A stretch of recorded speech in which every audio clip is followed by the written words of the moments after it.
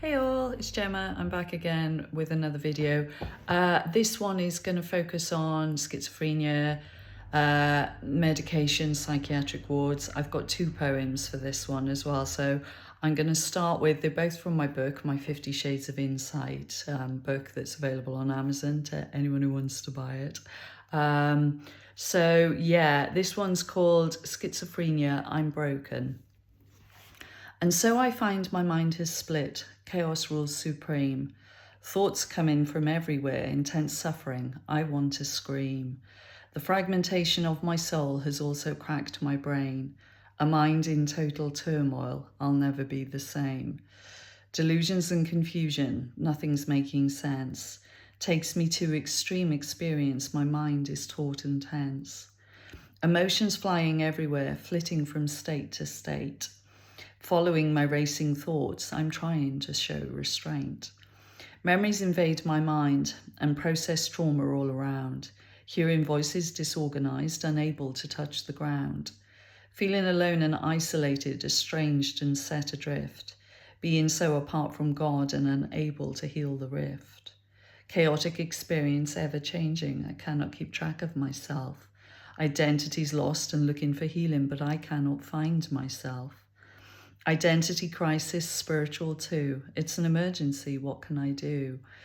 See the gift and swap the Y with an E, then you realize it's an emergence, not an emergency. For you are dying to be reborn, piece back together all the bits that were torn. Soul retrieval, wholeness completion. Remind yourself and complete your mission. Dissolving karma by learning its lessons.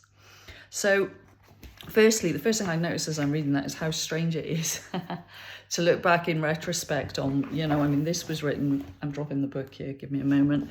So this was written back in, I wrote all the poems back in, I think it was 2020 over to 2021. So sitting here now, I feel happy. It's a strange thing to be reading that kind of context, but to be in a much, much better place personally. It's a nice thing as well. It's a lovely way to look back in retrospect and to feel almost like it's a different person, a different time, like it's not my story, but it is my story. So it's fascinating thing, retrospect and hindsight. And I have got shed loads of notes for this one, but I'm getting a bit more organized with these videos, which is good. So where do I want to go first? Right, first, in terms of psychiatric wards and my own personal experience, this isn't an attack on anyone. This isn't personal to anyone. In fact, I've had a lot of good experiences with a lot of good people when I've been in psychiatric wards, and I think the people who work there 99% of the time, they genuinely care. They very often, I think, feel as helpless as some of the people who were in there because they don't quite know what to do in a lot of instances. I don't mean they don't know what they're doing. That's not what I mean. But that it must be very frustrating to watch people suffering very intensely and to not be able to offer the necessary insight at times because they haven't been there. It's not their experience. And the thing with schizophrenia is it's very, very far removed. Once you receive that label, and don't get me wrong, we know I'm not a fan of labels, and I do call them labels rather than diagnoses, but regardless of that, you don't get that kind of label unless you were going through something that is intense and extreme. It is called severe mental impairment for a reason, so. And I never, ever, ever intend to downplay anyone's suffering with anything I'm putting across. I know what it's like myself. Believe me, I really bloody do. And it's been a living nightmare. So don't confuse the fact that I'm feeling happy in myself at the moment with this idea that I haven't been through it, because I very much have. So where am I going next? So I just wanted that little disclaimer that this is not personal to anyone, but I do think there are a lot of flaws in the system regardless of that. And there are lots of things that could be tweaked to make things better for individuals when they're on psychiatric wards so that the outcomes could be better.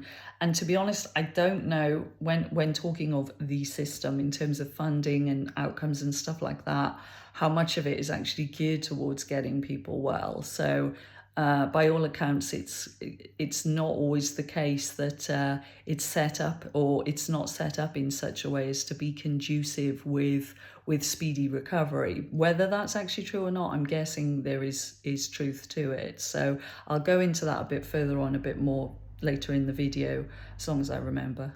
I don't think I've made a note of that bit, so let's hope I can recall it to mind towards the end. So I've got a lot to get through for this one, but I don't want to pressurize myself. So where am I going next? So talking of my own personal history a bit. So I was put on aripiprazole. Well, no, it wasn't aripiprazole originally. I was put on antipsychotics at the age of 21.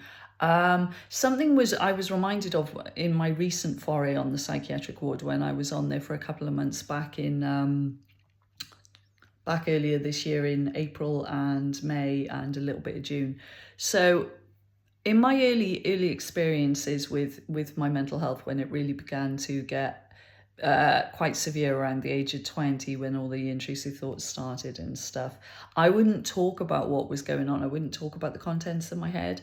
I was paranoid that everyone could see and hear them. I've spoken about why that is in former videos, but trauma related. And I then was given, I was drowning too much in shame, in guilt, in fear. The fact that I remember having a conversation with someone once saying, you know, the fact that I feared telepathy wasn't about whether it existed or not. It was the fact I was ashamed of the contents of my head, or I felt bad about it, and I was fearful of it. I was fearful of other people knowing what was going on. I think I've said this in a former video as well, but a bit of repetition doesn't hurt, does it? Hey ho. I don't know who's watching what, where and when, and it's only because my memory's good that these things spring to mind anyway. So I was put on antipsychs at the age of 21 after having intrusive thoughts for about a year. It took me nearly that long to even mention to anyone how bad they'd become, and that I was having these strange ruminations that wouldn't go away. I did have strange ruminations in my teens. They just changed form around the age of 20 and became more severe. They became daily and chronic and went from single words to sentences to, yeah, it all blew up in my face. So aripiprazole I ended up on when I was, I know I did a short stint on risperidone, then olanzapine, then put on aripip. I was on the other two, but had side effects with both of them, so they put me on aripiprazole. I've never had any obvious side effects. Well, aside from no obvious physical side effects, except that it contributed to the numbing down of my sexual function in quite a big way, and the numbing down of my emotions as well. But I managed to break through that. That's in my notes, so I'll get to that in a bit.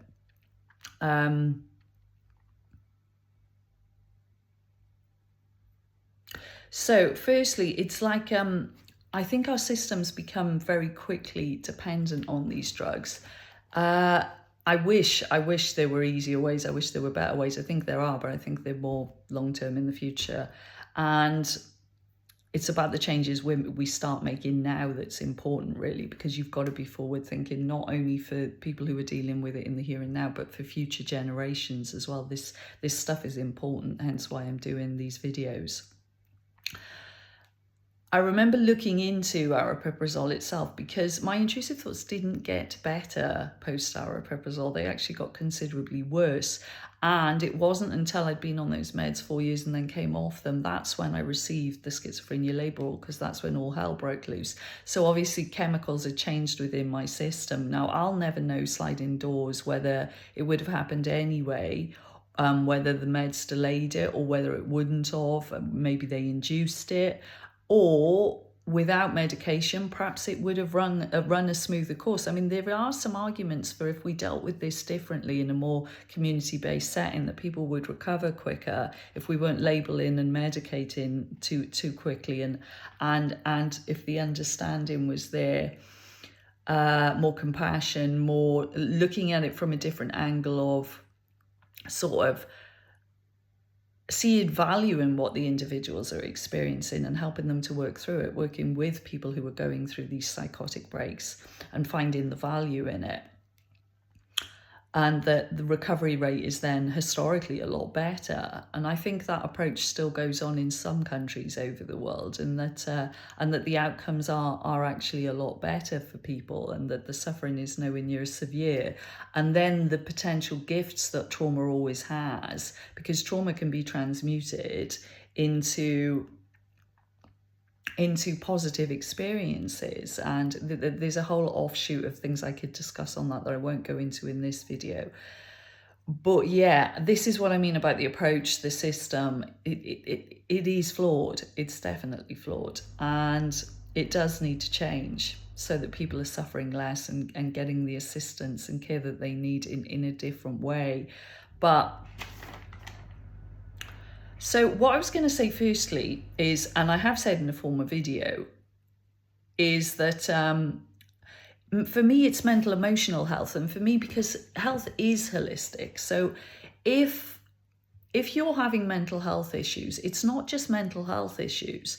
And for me, it started with emotional issues in childhood and stuff like that, and obviously trauma, but emotions that weren't allowed to process and release. There was a lot of emotional invalidation, as a lot of kids are emotionally invalidated, because the communication is lacking, and because very often the adults are just sort of blindly repeating patterns that they themselves had put in place. And if the adults haven't done any inner work and aren't aware and aren't conscious of their own patterning, that will then repeat and pass down through the familial line. And again, it's not about blame of anyone in any direction. It's simply about raising awareness and actually hopefully helping more and more people to reactivate that compassion button through understanding. So the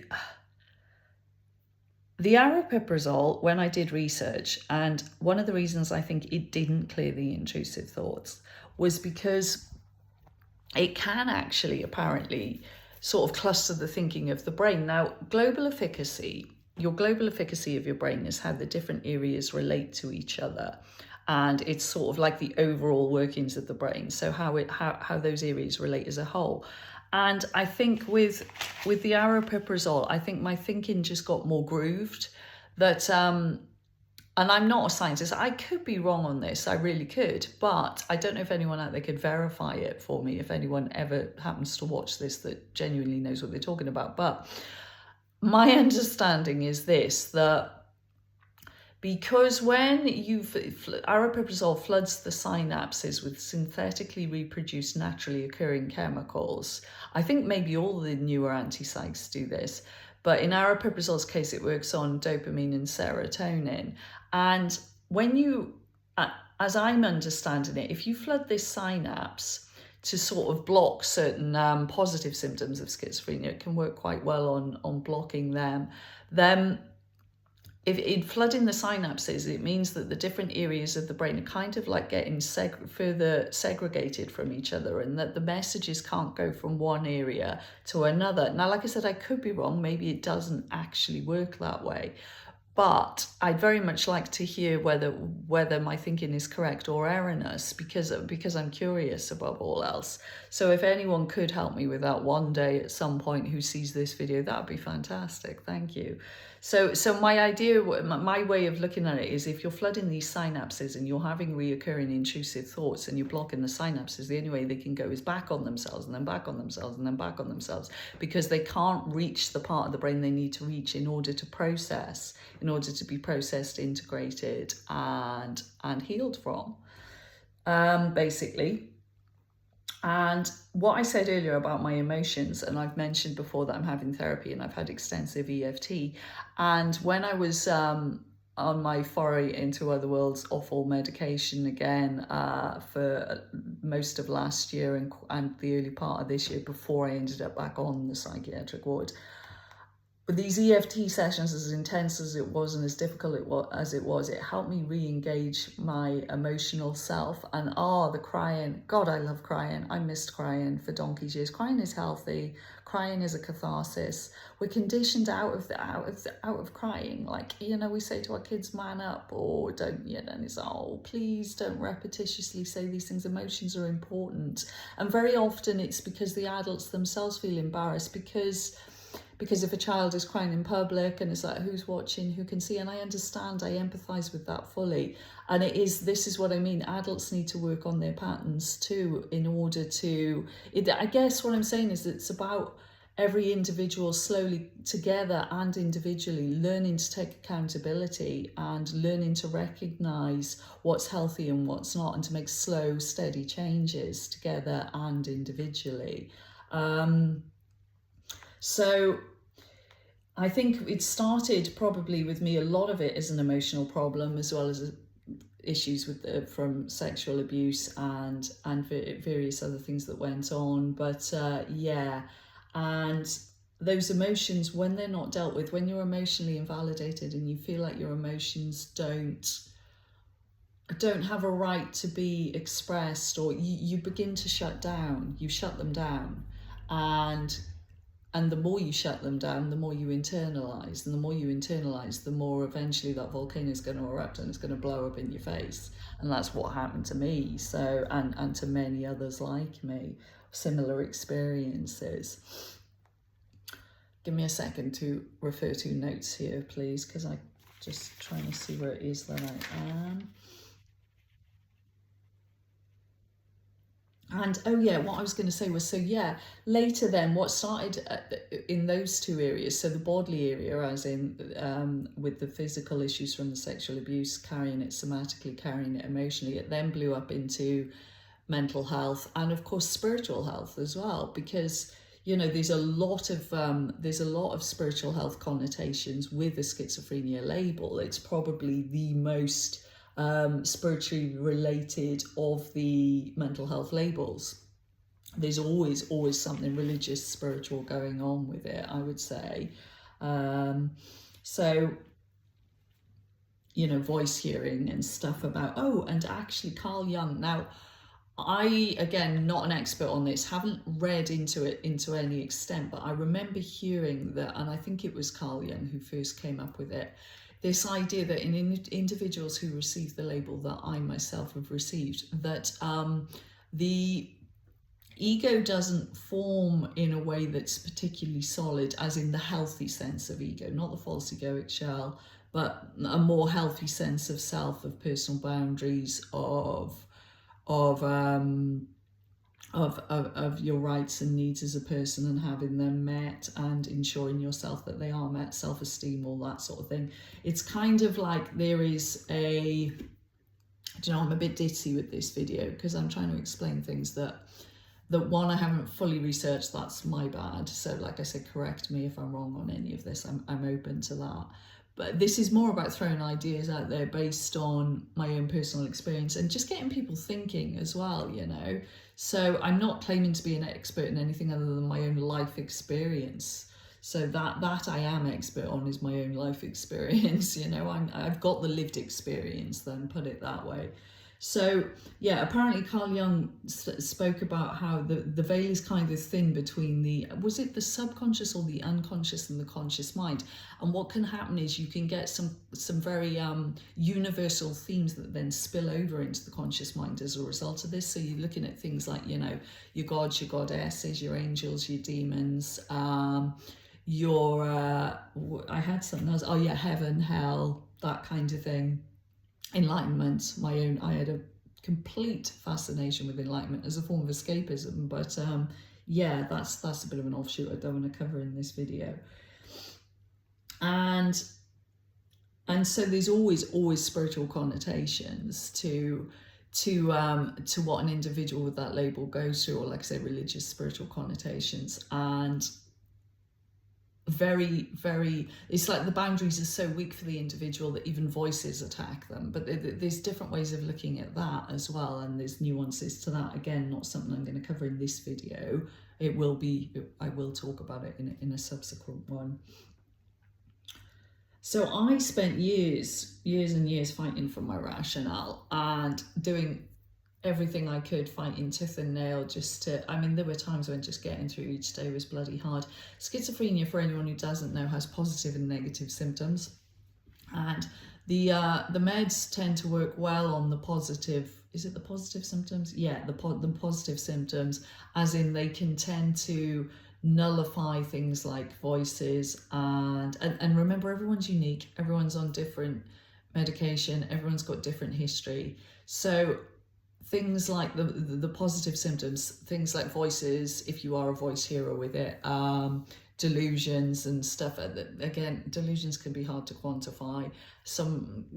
It's, for me, it's a grey area, because for me, it's not about going, this is right, this is wrong, this is delusion, this isn't a delusion. For me, it's just about, or at least it's got to the stage now with, for me, it's about finding the value. It doesn't matter. You can't quantifiably say whether a past life was mine or not. Nobody can rule it in or rule it out with any level of 100% certainty. It's opinion.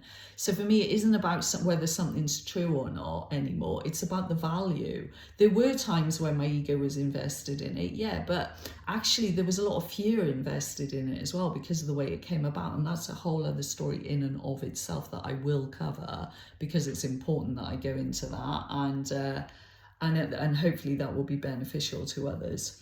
So yeah, find the value. Forget about whether or not this social conditioning of, oh, this person's mad, this person's delusional, this person's just talking through their hat. And it's like, well, actually, that's just a judgment, and that just gets us stuck, even more entrenched in those trains of thought, and causes a great deal of distress as well, because it's a form of invalidation. So for people who are already distressed, when you're just going, oh, you're delusional, or you're this, or you're that, and it's like, well, perhaps you just aren't quite understanding that there is value to be had in this.